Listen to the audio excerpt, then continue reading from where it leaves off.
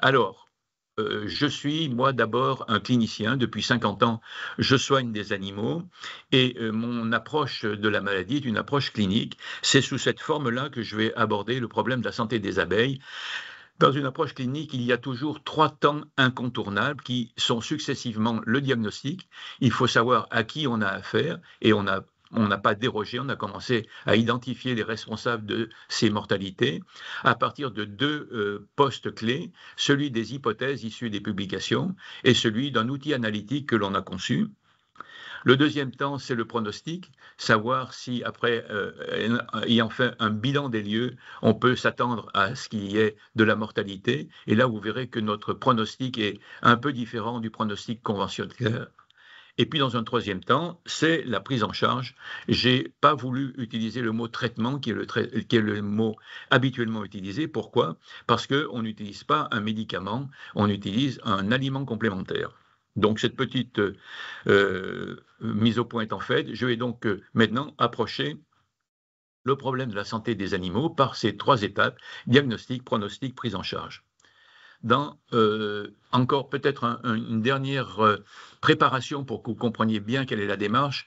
Ce qu'on propose aujourd'hui est une démarche proprement conventionnelle, où on part toujours du symptôme, le symptôme étant considéré comme le point de départ et la caractérisation d'une pathologie. On pose des hypothèses, on fait des confirmations au laboratoire et on attend naturellement d'utiliser un médicament, un anti. Quand vous êtes dans des pathologies beaucoup plus classiques chez l'homme ou chez les animaux, on fait un anti-inflammatoire, un antibiotique, un anti ce que vous voulez.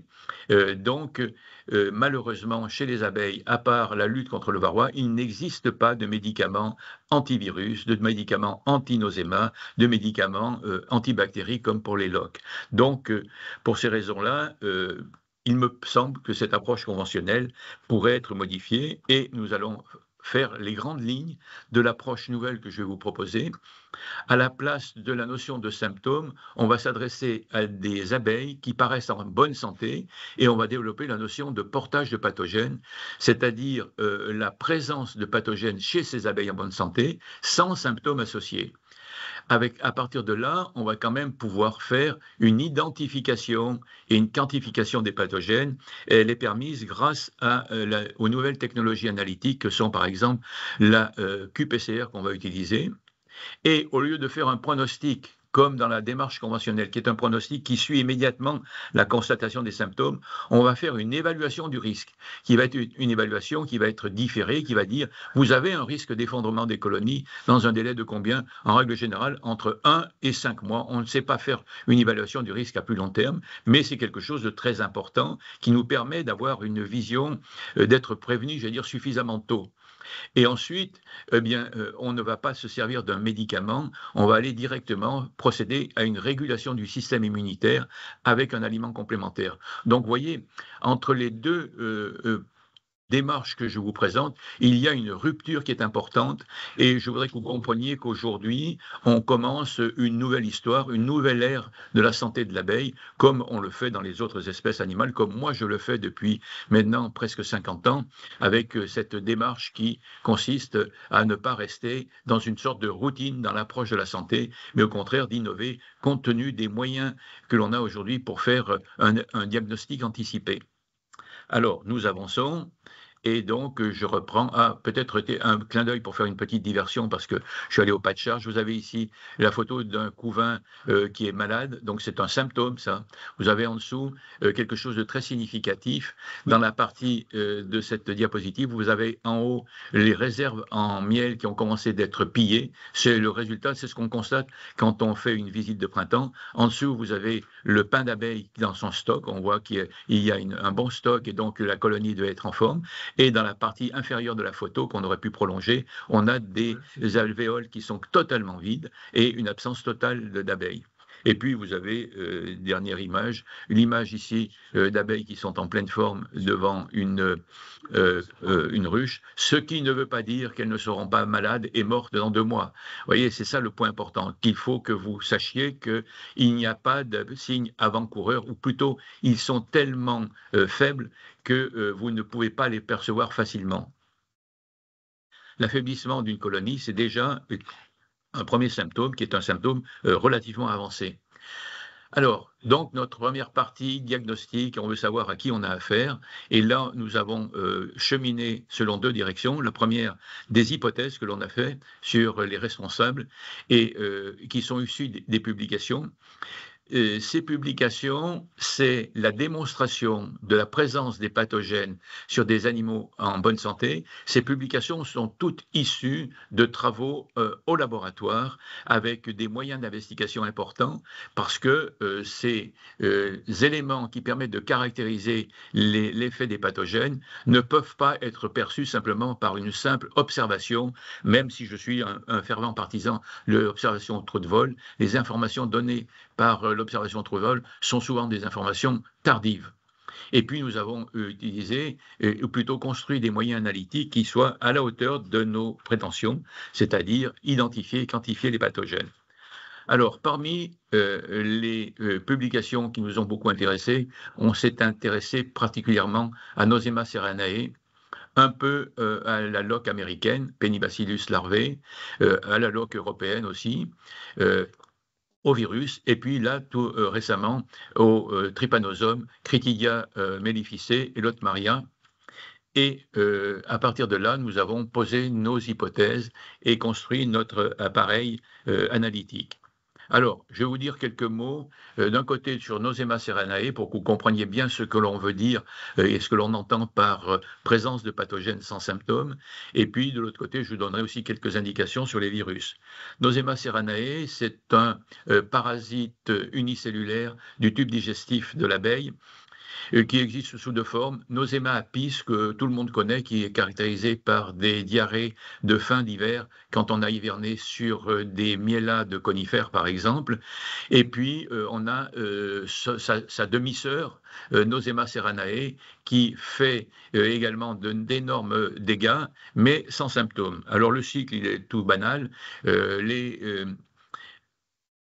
Les spores qui sont dans la lumière du tube digestif vont émettre un tube polaire, un petit peu sur le modèle du tube pollinique des grains de pollen, va pénétrer à l'intérieur des cellules de l'intestin, vous les voyez figurées ici avec leur bordure en brosse, va se multiplier et produire des spores qui vont à nouveau aller dans le tube digestif et ainsi de suite. Le cycle va être comme ça, avec une amplification permanente de l'infestation des cellules intestinales. Qu'est-ce qu'on peut dire de Nosema ceranae, qu'on appelle quelquefois nosémose sèche, par opposition à la nosémose à diarrhée de Nosema apis? D'abord que ce parasite intestinal crée de nombreuses lésions intestinales et ces lésions intestinales vont être très pénalisantes parce qu'elles vont gêner l'assimilation des nutriments, donc des aliments de l'abeille. Deux, c'est un parasite très singulier qui n'a pas de mitochondries. Les mitochondries, ce sont des petits outils qui sont à l'intérieur des cellules qui permettent de gérer le métabolisme des sucres, qu'on appelle le métabolisme glucidique.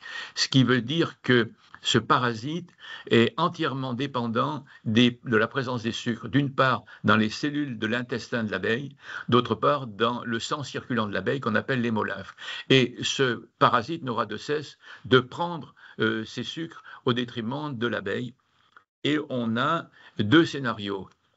Un scénario en été sur des abeilles dont la durée de vie n'est guère que d'une trentaine de jours, où on va bien constater cet effet de prédation, la diminution des performances, la diminution des longévités et le passage prématuré à l'état de butineuse des abeilles nourrices. Alors, tout ça, vous allez me dire, mais comment on le fait?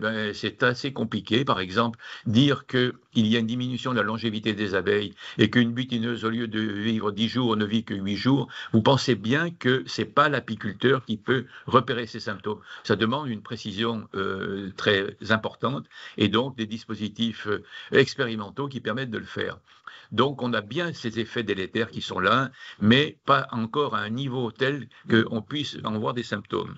Quand on passe à l'abeille d'hiver, les abeilles sont beaucoup plus âgées. Au lieu de vivre une trentaine de jours, elles vont vivre à peu près 5 mois. Et là, au fur et à mesure de leur avancement en âge, la population de Nosema dans leur intestin va augmenter. Et de fait, les conséquences vont devenir visibles. On aura une baisse de la performance des nourrices, en particulier, donc un déclin au niveau du développement du couvain. On a un passage prématuré des abeilles d'intérieur aux abeilles d'extérieur, et on a surtout un phénomène très caractéristique, c'est cette fameuse faim de sucre. Il y a tellement de parasites qui ont tellement besoin de sucre que l'abeille va devenir dépendante du sucre de son alimentation et va avoir un trouble du comportement qui va la forcer à sortir pour aller butiner et chercher du nectar. Et malheureusement, ces sorties-là sont à contre-courant de ce qu'ils devaient être, puisqu'elles sont des sorties hivernales. Et donc, il y a un non-retour à la ruche qui explique le fait que les ruches se vident progressivement et que restent à l'intérieur intactes les provisions, aussi bien en pain d'abeille qu'en miel. Donc, ce phénomène-là est quelquefois accentué par le concours d'autres éléments, comme par exemple des pesticides qui auraient pu être accumulés au cours de la saison de récolte, comme également l'action des virus qui vont se combiner avec l'action de nos nosema. Donc, on comprend bien qu'il y a en permanence une action prédateur de nosema, mais qu'en même temps, il y a des moments où les choses s'expriment, et en particulier pendant l'hiver, pour ce qui est de nosema. Deuxième, oui, pardon. Le deuxième type de pathogène, ce sont les virus. Alors, je vais vous en dire quelques mots pour que vous compreniez à quoi correspondent les virus. Les virus, ce sont des individus dont on ne sait pas réellement s'ils sont vivants ou pas, qui ne peuvent exister que quand ils sont à l'intérieur des cellules, c'est-à-dire lorsqu'ils sont des parasites obligatoires. Alors, le petit schéma ici vous résume un peu leur vie. Un virus va venir qui est constitué par une capsule avec à l'intérieur simplement du matériel génétique, soit un ADN, soit un ARN, va venir se coller sur la paroi de la cellule hôte qu'il va parasiter, va libérer son ARN, par exemple, pour ce qui est la plupart des virus des abeilles, et cet ARN va se substituer à l'ARN messager de la cellule hôte, et le virus va obliger la cellule hôte à fabriquer des protéines pour son propre compte, et la cellule va se mettre à fabriquer des virus et ne va plus travailler pour son compte à elle. On a comme ça défini jusqu'à maintenant tranquillement deux cas. Un cas où les virus sont présents et où ils ne se manifestent pas, on appelle ça la présentation coverte en anglo-saxon, c'est-à-dire ce qu'on appelle nous des formes latentes. Ce sont 100% des abeilles. Il n'existe pas d'abeilles qui n'aient pas des virus. Alors après, on verra en quel nombre elles les ont. Et puis des formes cliniques où on ne sait pas pour quelle raison, plutôt je le préciserai tout à l'heure, on verra que la multiplication des virus est tellement importante qu'elle finit par passer sous une forme clinique, c'est la forme overte, qui correspond à peu près à 2% de l'effectif de nos colonies. Alors, vous voyez, 100% présent, 2% exprimés, et pourtant au milieu, on a 30% de mortalité. Voilà, donc des chiffres qui paraissent comme ça en disharmonie. On va essayer de comprendre pourquoi il y a ce hiatus à ce niveau-là. Deux mots sur la transmission des virus. Les virus se transmettent soit sur le mode vertical, c'est-à-dire que par exemple vous devez retenir de ce que je vous dis que tous les œufs pondus par les reines sont tous contaminés de deux manières, soit de la manière en intra-ovarien, ce sont les virus qui sont liés à la contamination par le varroa, et puis des virus qui sont des œufs qui sont contaminés à la dernière minute au moment de la ponte. C'est une sorte de contamination vénérienne. C'est en particulier, on va le voir tout à l'heure, le cas de BQCV et de SBV, qui sont des virus de plus en plus fréquents dans nos colonies. Et puis on a une transmission horizontale très importante, qui est que la principale est liée à Varroa destructor, qui va piquer indifféremment les larves, les abeilles adultes ou voire éventuellement les faux-bourdons. On a une transmission horizontale également lorsqu'il y a trophalaxie, échange de nourriture entre les abeilles adultes, mais aussi apport de nourriture aux larves et à la reine. On a aussi échange de virus sur les fleurs qui sont simultanément fréquentées par des abeilles domestiques, des abeilles sauvages, et j'y reviendrai un peu là-dessus. Et puis on a toutes sortes de cas où, par exemple, dans le comportement hygiénique, on a vraisemblablement une très forte diffusion des virus par ce comportement-là, qui d'un côté est positif, mais va aussi amplifier les contaminations virales. Je vous ai fait un petit schéma pour essayer de comprendre ce en quoi les virus sont très pénalisants. Dans le schéma de gauche, vous avez la représentation d'une cellule avec son noyau, avec ces petits accessoires qui se trouvent dans le cytoplasme, qu'on appelle les ribosomes, et qui lui servent à fabriquer les éléments constitutifs de la cellule, ou éventuellement des hormones qui sont ensuite émises. Ce sont les protéines, par exemple, qui vont être les constitutifs de la cellule. Ces ribosomes vont se mettre à fonctionner avec le message que le noyau va envoyer par le biais d'un accessoire qui s'appelle l'ARN messager. Lorsque le virus pénètre dans la cellule, il va se substituer à l'ARN messager de la cellule hôte et il va prendre sa place pour aller donner des indications au ribosome. Il va donc court-circuiter un outil de production de la cellule.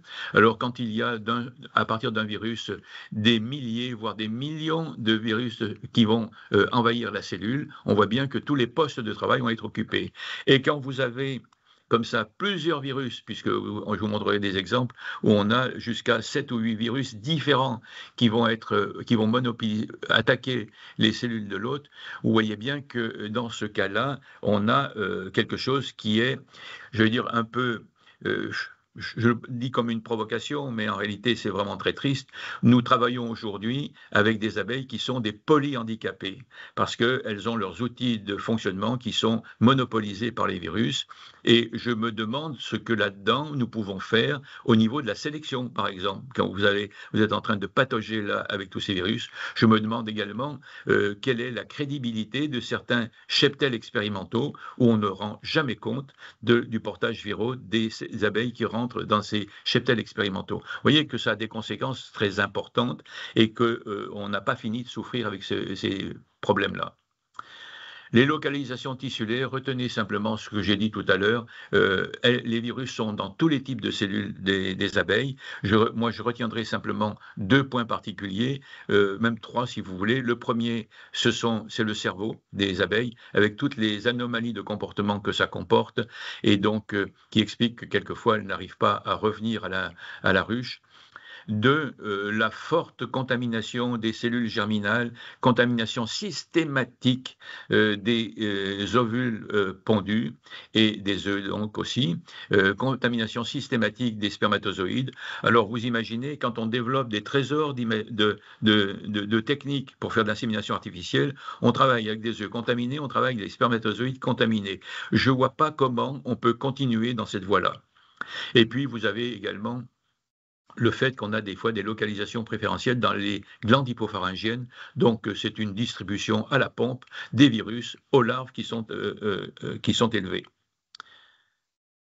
Voilà quelque chose qui, pour moi, est très symptomatique. Je vous montre ici un travail qui nous a été présenté au congrès d'Aix-les-Bains en octobre 2013, au congrès qui était organisé par la FNOSAD, où une chercheuse, Bertille Provost, nous a montré ce qu'elle avait fait comme travail sur les ovaires des rennes, et qui montre que ces ovaires sont totalement attaqués, nécrosés, par des virus, et elle nous dit dans son compte-rendu, 100% des rennes que j'ai disséquées sont contaminées par DWV, par IAPV, et la VDV1 parce qu'on ne savait pas encore très bien à cette période-là, il y a donc en 2013, qu'on avait 2 grands virus, DWVA, DWVB et maintenant même DWVC. Et donc, on a reçu cette publication comme étant une sorte de curiosité intellectuelle et personne n'a réagi. Depuis 2013 qu'on a cette information, 11 ans, on ne s'est pas bousculé pour dire mais comment on peut à partir de là faire de l'élevage, comment on comprend tout à fait pourquoi les rennes ont une durée de vie aussi courte. Voilà quelque chose qui est très typique de ce que je ne voudrais pas qu'on fasse de ce que je vais vous apporter aujourd'hui, à savoir je ne voudrais pas que ce que je vais vous dire, vous le rangiez dans un coin de votre tête faites et que vous n'en tiriez pas des conséquences immédiates. Voilà un exemple très typique d'une négligence que l'on a eue depuis maintenant 13 ans. Alors, je vais vous faire une sorte de petite récré là pour vous montrer quelque chose qui est du quotidien. On a montré que les doses infestantes de virus par voie buccale étaient importantes, de l'ordre de 10 milliards de particules pour pouvoir contaminer une abeille. Et on a montré que en parallèle, lorsqu'on introduit par effraction de la cuticule, en faisant une petite blessure, il suffisait de 100 unités de virus. Donc on comprend d'ailleurs pourquoi varroa, par piqûre des larves ou par piqûre des adultes, est aussi contaminant. Il faut peu d'unités virales pour contaminer. J'ai pris l'exemple que vous avez tous vécu. Vous avez une colonie forte qui a 2 ou 3 hausses, et parce que vous ne pouvez pas vous déplacer comme ça systématiquement, vous allez lui retirer 3 hausses d'un seul coup. Et là, qu'est-ce qui va se produire? On a une très forte compression de la colonie. Vous allez lui diminuer de plus de 50% son volume, et les abeilles qui sont très nombreuses vont se frotter les unes contre les autres et provoquer des mini-érosions au niveau de la cuticule, et vous allez avoir une flambée de multiplication de virus. Et on va constater qu'on va avoir un déclin progressif, et c'est quelque chose que tout le monde a vécu. C'est simplement pour vous rappeler qu'il faut, quand on a comme ça un retrait massif de hausse, toujours remettre en place une hausse vide de façon à éviter cette compression excessive et ces mini-érosions de la cuticule qui vont provoquer une flambée d'attaque virale. Et puis, que je conseille, c'est d'intervenir pour stopper cette multiplication virale, parce qu'on peut très bien le faire et rapidement le faire, et on le verra tout à l'heure, l'usage de l'aliment complémentaire qui s'appelle Bifool Plus. Parce que j'ai souvent des appels, j'en ai eu beaucoup encore cette année, de gens qui sont allés, par exemple, transhumer sur les lavandes et qui ont dit, mais moi je ne reconnais plus mes colonies, elles sont en perte de vitesse depuis que je suis allé sur les lavandes. Oui, bien sûr, parce qu'on est là dans une transhumance à haut risque, où il y a énormément de population et où tout le monde s'échange ses virus ou ses nosémas, et à la sortie, eh bien, on a en plus des conditions liées au transport. Par exemple, vous avez enlevé 2 hausses, par exemple, et ensuite vous allez transporter avec simplement le corps de hausse. Vous avez tout fait pour que les choses aillent mal. C'était la première partie du volet analytique, diagnostic, qui était j'essaye d'identifier les pathogènes. Dans cette liste-là, nous, on a aussi identifié non pas que Nosema et que les virus, mais aussi on a identifié les trypanosomes, je vous en reparlerai, Critidia et Lotmaria. On a aussi identifié les loques. On a de la loque américaine dans les prélèvements qui nous sont adressés. Et de cette façon-là, on a fait, à partir des publications et de ce qu'on a pu constater, un kit analytique, c'est-à-dire qu'on a dit, eh bien, on va rechercher systématiquement un certain nombre de pathogènes. Parmi ceux-là, vous avez les 2 nosémas. Vous avez la loque américaine, Penibacillus larvae, vous verrez en dessous Melisococcus plutonius, qui a été. Je pensais qu'on n'avait pas à s'intéresser réellement à la loque européenne, parce que je la considère qu'une maladie assez banale, et je me rends compte qu'en particulier chez les amateurs, elle pose des problèmes. Donc on l'a rajoutée. On a mis là-dedans 7 virus fondamentaux: ABPV, virus de la paralysie aiguë; BQCV, celui de la cellule royale noire; CBPV, la paralysie chronique, ce qu'on appelle la maladie noire; DWVA, le virus des ailes déformées; ce qu'on appelait nous au départ VDV1, mais qui est en fait DWB, le virus lié aussi à la dissémination par varroa destructor; le virus Cachemire; le virus du couvain saxiforme SBV, et le virus de la paralysie lente, auquel on a rajouté Ascophera apis à ma demande, parce qu'il y a dans certaines régions un développement du couvain plâtré dont il faut tenir compte et pour lequel on peut peut-être anticiper. Et puis les 2 trypanosomes, Critidia et Lotmaria. Aujourd'hui, on travaille bien avec Lotmaria. On a plus de difficultés avec Critidia, qu'on est obligé de travailler à part. Peut-être qu'on a encore des améliorations à apporter. Nous avons, je pense, une équipe au niveau analytique qui est représentée par la société Adénucléis, dont vous voyez le sigle en bas de la diapo, qui est vraiment remarquable. D'abord parce que nous identifions 15 pathogènes simultanément, ce qui est pour moi, dans toutes les publications que je peux consulter, une exception. Au mieux, les meilleures équipes arrivent à 10 pathogènes. Nous travaillons en PCR quantitative, ce qu'on appelle la QPCR, dans une méthode particulière qui s'appelle la méthode Tachmann, où nos amorces et nos sondes sont équipées de fluorophores, c'est-à-dire de dispositifs qui émettent un signal lumineux quand on a repéré la cible, c'est-à-dire le pathogène, ce qui constitue un moyen de quantification, mais aussi un deuxième moyen de détection qui se rajoute au premier, donc une précision énorme dans la détection de nos pathogènes. Nous avons un double moyen de détecter des pathogènes. On a couplé cela avec un contrôle positif, c'est-à-dire qu'on a pour chaque pathogène un échantillon qui nous permet de voir si notre système l'identifie bien, et puis un contrôle négatif pour voir si on ne fait pas de faux positifs dans notre démarche. Le résultat de nos analyses est acquis à peu près en 3 heures de manipulation parce qu'il y a toute une partie qui est robotisée. Et on a travaillé sur un tarif préférentiel qui est de 90 € TTC pour que cette analyse soit accessible au plus grand nombre. J'insiste là-dessus parce que quand je rapporte ces tarifs-là aux tarifs qui étaient pratiqués pour les analyses PCR pour la Covid, elles étaient de 35 € pour un virus. Donc, vous voyez l'effort qui a été fait pour mettre à votre disposition un moyen analytique, parce que ce moyen est absolument indispensable pour pouvoir tirer des conclusions sur les prélèvements que vous nous faites parvenir. La réalisation du prélèvement, elle est très simple. On vous fournit dans le sachet noir qui figure sur la diapo un contenant qui va peut-être évoluer, qui est un tube, qui est une boîte plastique muni d'un couvercle, que vous pouvez disposer soit sur le trou du plateau couvre-cadre, soit avec lequel vous pouvez caresser un cadre sorti de la colonie en allant dans un geste qui va toujours du haut vers le bas pour aller à contre-courant du mouvement d'échappement des abeilles par rapport au cadre. Et il faut à peu près une cinquantaine d'abeilles. Il faut prendre la précaution de mettre un morceau de sucre attaché à la paroi avec du scotch dans votre boîte de prélèvement.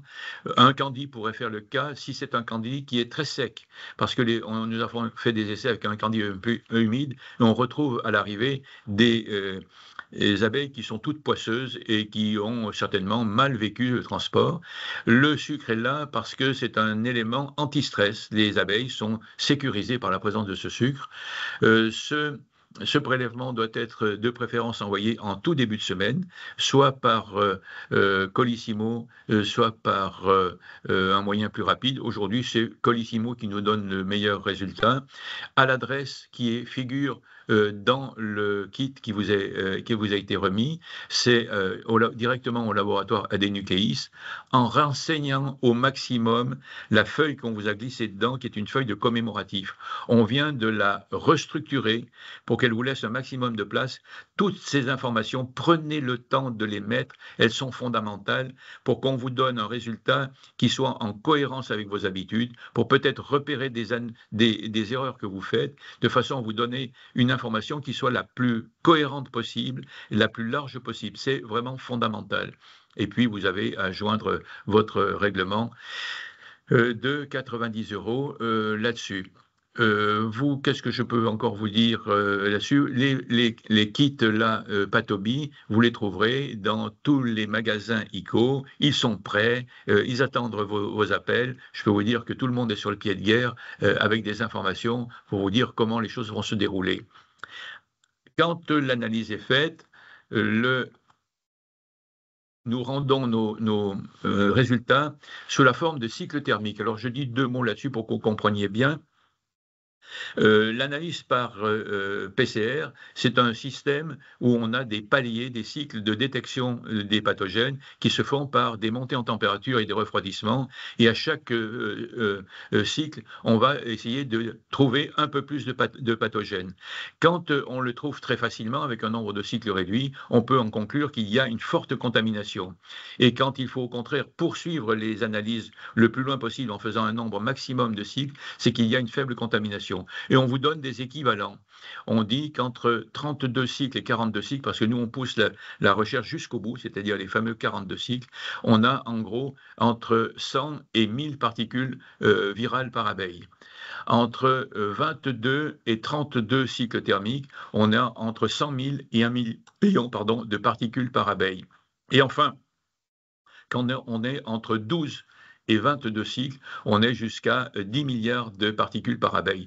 On considère, nous, qu'avec un résultat à 12 cycles thermiques, on est tout près de la mort. Je le rappelle, on envoie des abeilles vivantes, qui sont des abeilles sans symptômes. Vivantes, pourquoi? Parce qu'on a constaté que sur des abeilles mortes, il existe des systèmes enzymatiques qu'on appelle des ADNases ou des ARNases qui dégradent le matériel génétique des pathogènes. Donc sur l'abeille morte, vous aurez toujours un résultat qui va être sous-estimé par rapport à une abeille vivante. On fait aujourd'hui un prélèvement par rucher, parce que le travail qu'on a fait sur le rucher expérimental nous a montré, par les 3 ans d'études que l'on a fait là-dessus, qu'en gros, il y avait une égalisation du portage des pathogènes au bout d'une année apicole, et que donc il suffit pour un rucher de prendre un prélèvement sur une colonie, de préférence la plus faible, et on aura une vision suffisante pour faire une estimation du niveau de contamination du rucher. Donc, ce qui nous permet de faire en même temps des économies de manipulation et des économies tout simplement dans le tarif.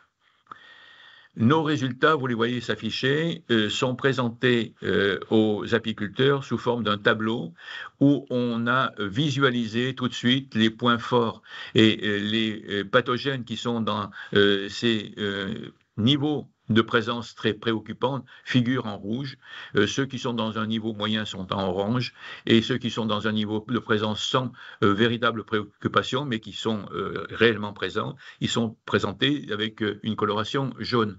Vous avez ici un exemple où on a 3 pathogènes qui sont à des niveaux préoccupants. Je prends celui du haut, par exemple, Nosema ceranae, 19 cycles, on n'est pas loin, on est largement dans la tranche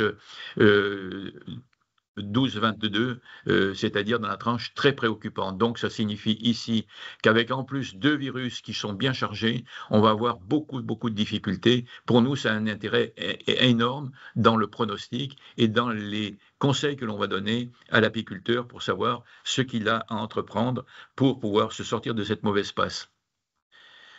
Quels sont les acquis de cette partie diagnostic, première partie? D'abord, à partir des seulement 15 ruches, quelquefois on nous moque un peu parce qu'on dit « Oh, seulement 15 ruches dans le rejet expérimental ». En réalité, on les a observées jour après jour pendant 3 ans. Et on a fait dessus 150 analyses en RT-PCR. Et on a fait, je l'ai compté, au bas mot, plus de 7000 observations, puisque le rucher étant près de mon domicile, je les vois pratiquement matin et soir quand c'est possible. On a pu, avec ce type d'observation qui est tout à fait différent de ce qu'on voit classiquement en expérimentation. En expérimentation, on a une sorte de vision fixe.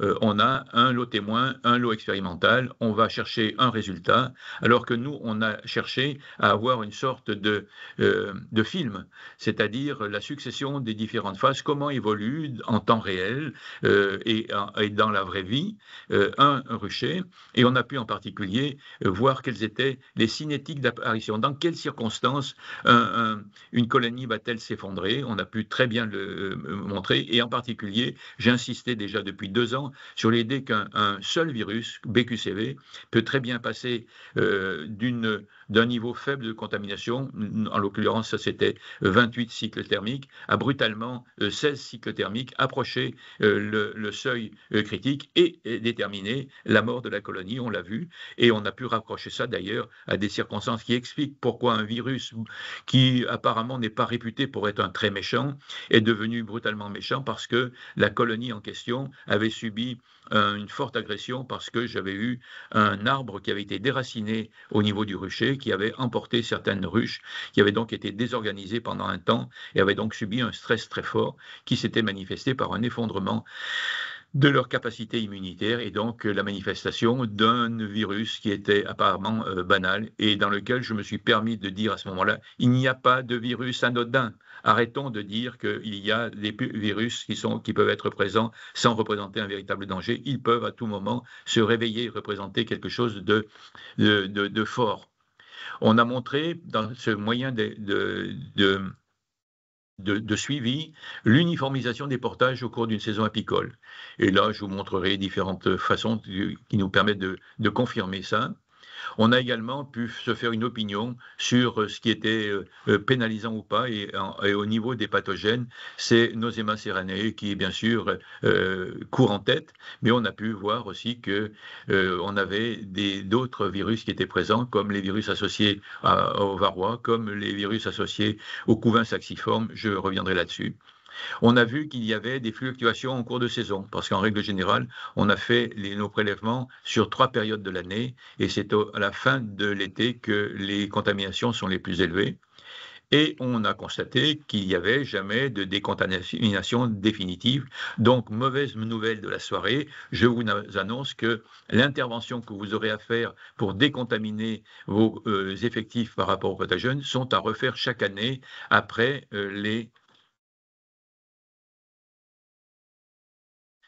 on est tombé dans dans l'idée que cette décontamination devra suivre systématiquement chaque année le traitement antivarrois. Au niveau du rucher, des ruchers des éleveurs, le nombre important des prélèvements que nous recevons nous permet de faire sortir quelques grandes indications. Un nombre élevé de portages, vous allez voir, je vais vous montrer l'enquête que l'on a pu faire. Les apiculteurs sont toujours très étonnés du résultat donné. Par exemple, c'est le cas du couvain saxiforme, quand on leur dit « Ah, vous savez, vous avez un niveau de portage de couvain saxiforme qui est très inquiétant parce que vous êtes entre 15 et 20 cycles thermiques ». Et la réponse est toujours la même « Non, je n'ai jamais constaté de symptômes sur le couvain ». On constate également une méconnaissance de ce que l'on va aborder tout à l'heure, c'est-à-dire des moyens que l'on a de ramener un état de bonne santé sur les abeilles sans forcément avoir besoin d'un médicament. Et on voit malheureusement qu'après 40 années de confrontation avec varroa, il y a toujours une gestion approximative de cette présence du pathogène. Donc il faut quand même un peu plus de rigueur que ce que l'on constate aujourd'hui. Je vais vous montrer maintenant quelque chose de très important qui est issu de tous les comptages qu'on a pu faire. D'abord, on a pu caractériser en gros la carte d'identité de notre rucher expérimental entre 2021 et 2022.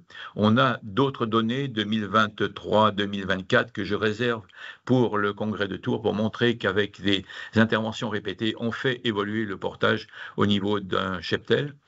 Qu'est-ce que l'on voit? Que Nosema ceranae, quand on a commencé à faire les détections, était à un niveau élevé. 66% des colonies étaient porteuses de Nosema ceranae. On voit que BQCV et SBV, par exemple, font partie des leaders parmi les virus. Quand je compare ça avec les 158 analyses que j'ai dépouillées venant des apiculteurs, on voit que 75% des effectifs analysés sont porteurs de Nosema ceranae. Donc, ce n'est pas un pathogène anecdotique, c'est un pathogène qui est présent dans 3 cheptels sur 4. On voit que BQCV est également très présent, 88% des cheptels, que DWB est fortement présent, lié justement à la présence et à l'effet négatif de varroa. Et puis, on a aussi une forte présence du couvain saxiforme, c'est ce qui étonne toujours les apiculteurs. Donc, on a là, sur un échantillonnage qui est quand même respectable, une vue d'ensemble des pathogènes sur notre territoire. Et je suis allé chercher une enquête qui a été faite en 2004 par une équipe de chercheurs sur 73 cheptel, et qui montre qu'il y avait déjà des virus. Alors, l'enquête n'a pas porté sur Nosema, qu'il y avait déjà des virus. Et qu'est-ce que je constate? Eh bien, qu'en 20 ans, exactement, la situation s'est considérablement dégradée. Si je prends par exemple Nosema serranae, on voit que nous, on est à un stade fort. Ça n'a malheureusement pas été fait en 2004, mais que pour les virus, par exemple, BQCV était présent dans 35% des colonies en 2004. Aujourd'hui, c'est 88% dans les analyses qui nous sont parvenues. Que pour CBPV, la maladie noire, c'était seulement 5% en 2004 et c'est aujourd'hui 38%. Que pour le couvain saxiforme, c'était 25% en 2004 et que c'est aujourd'hui 63% des colonies qui sont concernées. Donc on a une augmentation flagrante, une dégradation au niveau de l'état sanitaire de nos colonies en 20 ans. Pourquoi? Tout simplement parce qu'on a accéléré le négoce, les échanges entre provenance d'abeilles. Retenez simplement que lorsque vous introduisez des abeilles sans règles sanitaires particulières, puisque ça n'existe pas à ce propos, vous allez faire une addition de pathogènes. Les pathogènes ne se soustraient pas, ils sont sans arrêt en train de s'additionner, d'où cette aggravation que l'on constate. Et je trouve que c'est très important de faire le comparatif entre 2024 et 2004. Voilà, on a fait un peu une approche exhaustive de la partie diagnostic. On va passer maintenant à la partie pronostic.